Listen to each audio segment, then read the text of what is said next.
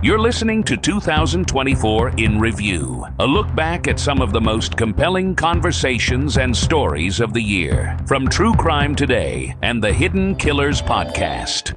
This is the Hidden Killers podcast with Tony Brueski, featuring body language and human behavior expert Mark Bowden. Rex Heuermann, another case that we follow really closely here in the U.S. What's been fascinating to me, even more than Rex, is Asa, his wife. That is one I'd love to get your feedback on. She hasn't given many interviews. There's been things here and there where, she's shooing people off of her property. I know, she has, 50 Cent and G Unit there now doing a documentary. And God knows they're just trying to create another version of the Jinx at the end of this. Get another Robert Durst moment. But I am really curious about her actions and what she said, the way she acts. I mean, she claims to have no knowledge whatsoever that her husband was doing all these things for all these years. I mean, they lived in this hoarder type house where he's collecting guns and child porn in the basement. I find it shocking that she has no clue any of this, or that at the very least that he's not having relations with sex workers. But what is your take on Asa? Is she just the spouse victim who really, was clueless to all this that was going on?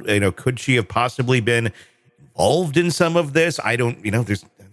There is some evidence to point that there's hairs of her on some of the victims. I don't know. There's a lot there. Yeah, interesting. I've not looked at any interviews with her, so I can't speak to that. But to your description of her behavior, let's just suggest that description is accurate. I have no reason to believe that you're not being, sure, that's not a decent big description lie of it. It's interesting, isn't it? You say, she already lives somewhat within what maybe you and I and others would say is a pretty chaotic environment. Hoarding,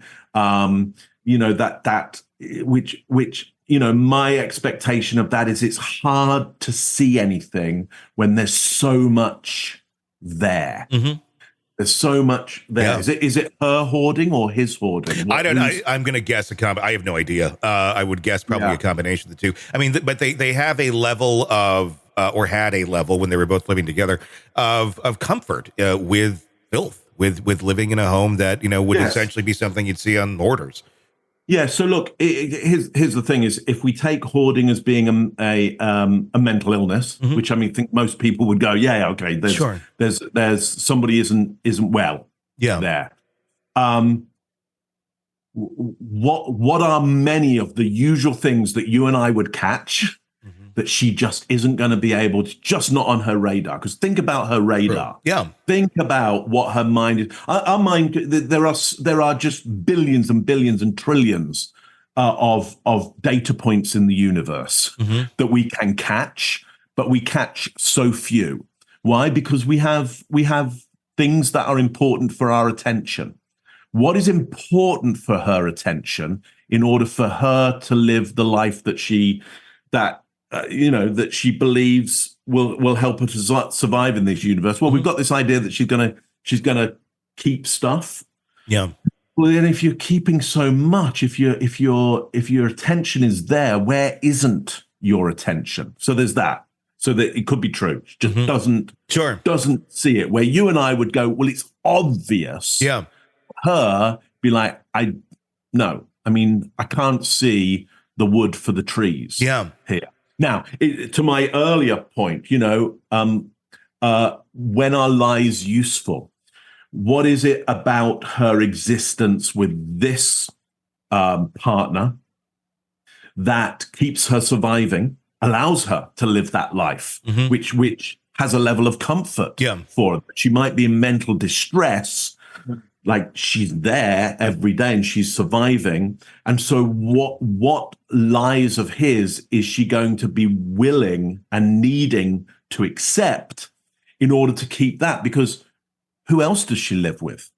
Like if she goes, you know what, I can see that you're a serial killer, and that's not acceptable to me. So I'm going to move out and I'm going to tell the police about you. So there'll be no income for me anymore. And I'll lose this home. But it's okay, because I've got loads of other friends who I'll start living with them, friends, family. I will be taken in. I've got around me a really soft landing because I've kept my relationships up with so many other people. I don't need you. And so I refuse to accept these lies anymore. There could be an element of that. She cannot refuse to see the lies. The lies are useful to her survival. So one, yeah, you're right. She can't see them. It's a potential. Two, she has to look past them in order to survive. Three could be, yeah, she's complicit. It's possible, though as probably you well understand, hares can make their way. Yes, and especially in a hoarder house. Yeah, it's probably hares on literally everything in that house, to be completely honest. So for it to make its way out on a burlap sack over the head of a dead individual, not necessarily rocket science, so that could take place.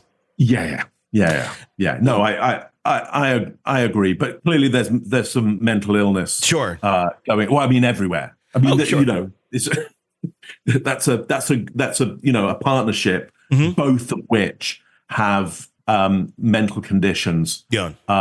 One of which means you have to go to prison. Sure.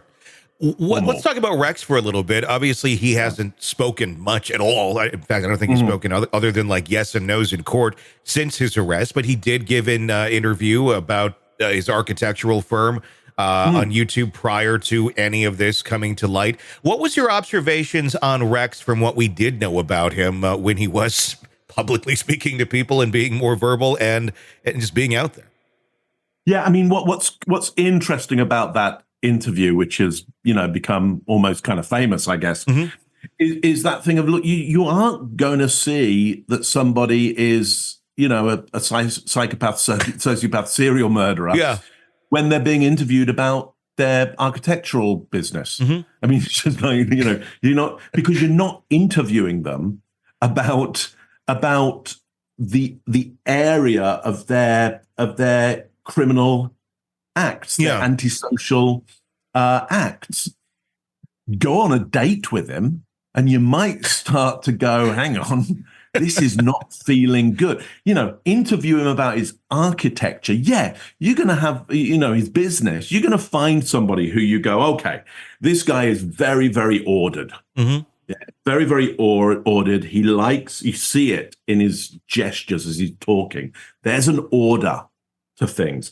He's very boundaried. He puts boundaries around stuff. He barriers stuff. So he says, look, there's this order to things. There's these compartments to things, and they must be in their compartments. And it's what we would call very, very systematic, the way he physically describes things. Okay, well, does that say that we've got somebody who's a serial killer? No, it's somebody who could certainly work with a bureaucracy, and he does. So we see that. We see suppressive gestures as well on specific, when people aren't doing stuff that he thinks this is the way the system works, and he'll get very arrogant. His chin will come up when he feels somebody doesn't understand, or they should understand the system because they invented the system, this system, but he knows it better than them. So he can mold people into this system better. He'll do these downward palmed, suppressive gestures. So we do see, he'll have stories about literally moving people out of his way when they're not following in a smart way the bureaucracy and the system that's been set up. So it's a very, very strict way of thinking. So you got this interviewer who you can see is way more flamboyant. Yeah. And much more grandiose with the gestures and fluid with the gestures. And he's laughing at this because he's going, wow, this guy is so systematized. How do I fit in with him? I want to design buildings, and I want to do this thing, and then this guy just needs to fit things into a box. Yeah. So we can, from his behavior, see a lot about his temperament his the way he feels the world should run. And then if we were to put that within an environment where he's not getting the success that he wants, what would he have to do to take control of that lack of success in that environment? Anyway, I hope that it's like there's a template to it, and would this template, how would this fit over in a different situation? If he's not talking about architecture, if he's putting this into another place in his life, would this man's personality fit that of which could be a serial killer? Look, certainly, let's just say, look, there's suppressive and narcissistic elements to the way he's behaving. But like that's me some days. And just so you know, I'm not a serial killer. So well, though judging by your movements, actually, Mark, I'm going to have to disagree because until you can bring the evidence, we'll just suggest that I'm being accurate right now. Look, there's this element in all of us at certain times, sure. So no, it's impossible to say from this interview that you have somebody who's capable of multiple killings. Okay, it's just impossible to say. Anybody who looks at that and goes, "Yeah, of course, you can see it there." Yeah, it's like no, that's nonsense. Now, of course, as I've heard from some, or certainly one person, they went on a date with him and it felt wrong. Yeah. Now, again, that could be a negative bias. It turns out to be like, that was good that your instinct went so negative at that point that you went, I gotta get the hell out of here. I gotta get, you were sure. accurate in that situation, but something felt wrong about being in that kind of risky date environment, because that is a risk. You're meeting somebody blind. Yeah. You don't know who they are. You don't know their background. That's high risk. And that's where our intuition is. That what we're picking up on is incongruencies in behavior when we kind of have that gut feeling of like, I don't know, there's something not right about that. I mean, he was talking about the Long Island serial killer on the date. That's kind of a well, okay. red So flag. there's a great example, isn't it? He's being interviewed there in the interview that we see on his architectural compliancy bureaucratic business, and he doesn't bring up the Long Island serial killer. Okay. Must be a sign.